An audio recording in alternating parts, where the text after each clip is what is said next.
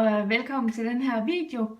I dag skal jeg tale om et readathon, jeg har holdt i sidste uge. Og så vil jeg tale om 2 nye bøger, som jeg har fået ind for nylig. Lad os tale om de 2 første bøger, som er bøger, jeg har fået. Den første er et anmeldereksemplar, og det andet er en gave fra forlaget. Den første bog er Det Usagte af Pernille Juhl. Og det er et anmeldereksemplar. Jeg har kunne lide alle hendes andre bøger, så jeg glæder mig rigtig, rigtig meget til at læse den her, og til at se, hvad hun nu har fundet på af gode ting. Den næste bog er Det Store Glidefald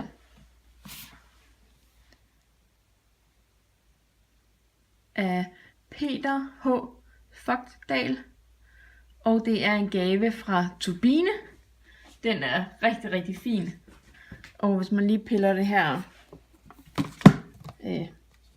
smuds noget af, som jeg alligevel altid får ødelagt på en eller anden måde, så ser bogen bare stadigvæk rigtig fin ud.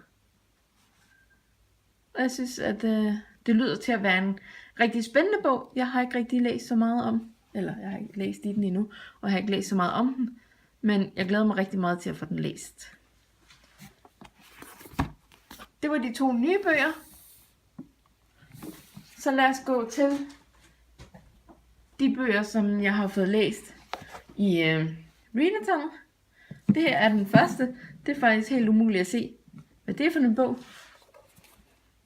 Det er en gammel sag, og den hedder Biancas dybe fald.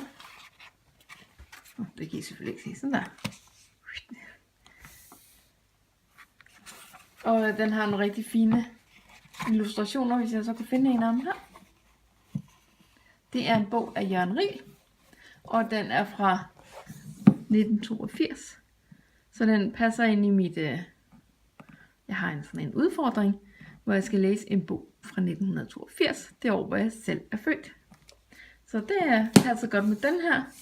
Det var den første, jeg fik læst. Så fik jeg læst Mimesis af Thomas Kampmann Olsen. Og det er et anmeldereksemplar fra Science Fiction Cirklen. Og lad mig sige det mildt, jeg var ikke specielt begejstret. Men du kan finde anmeldelsen på bloggen. Og så se, om du synes, det kunne være en bog for dig. Fordi jeg er helt sikker på, at den er rigtig, rigtig god, hvis du er det rigtige publikum. Men det var jeg bare ikke. Det føles i hvert fald ikke sådan. Så har jeg læst Børn på flugt. Det er faktisk en god bog.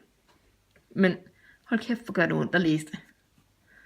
Altså, børn skal bare ikke udsættes for den slags. Det skal de bare ikke. Men den var rigtig god, og nu fik jeg den læst færdig, og den ligger også på en af mine challenges. Det er faktisk 2 af dem. Jeg har en, der hedder 20 bøger i 2017, og så har jeg et bogbingo, hvor de her begge 2, eller hvor den her kommer ind på. De næste bøger, jeg har læst, er 2 tegneserier, som ikke kan være i billedet. Det fikser vi.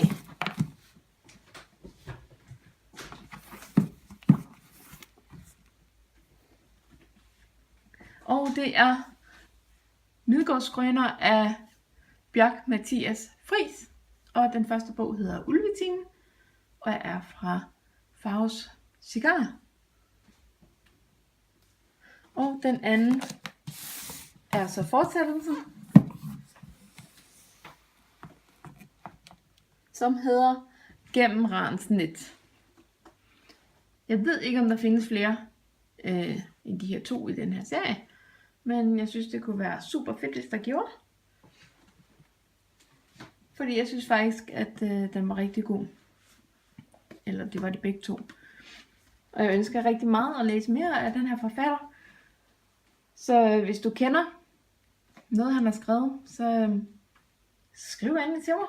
Skriv en kommentar nede i kommentarfeltet. Det var det, jeg havde for den her gang. Det var de bøger, jeg havde at vise jer. Jeg glæder mig meget til at få læst de bøger, jeg ikke har læst, og få anmeldt de bøger, som jeg har læst. Vi ses en anden gang. Hej.